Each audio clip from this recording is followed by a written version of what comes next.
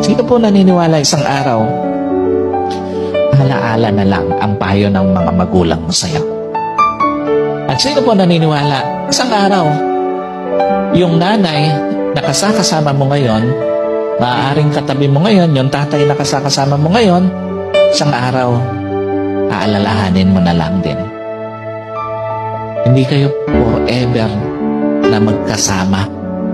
Kaya nga, lahat ng magulang hanggat kasama pa yung anak, gagawin ng lahat.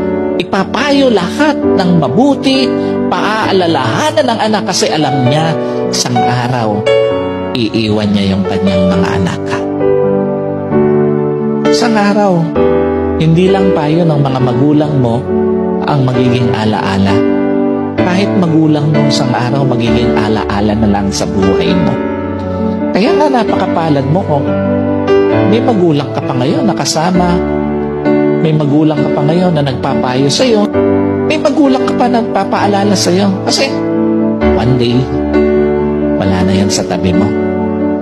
Yung mga payo niya, alaala na lang din sa buhay mo.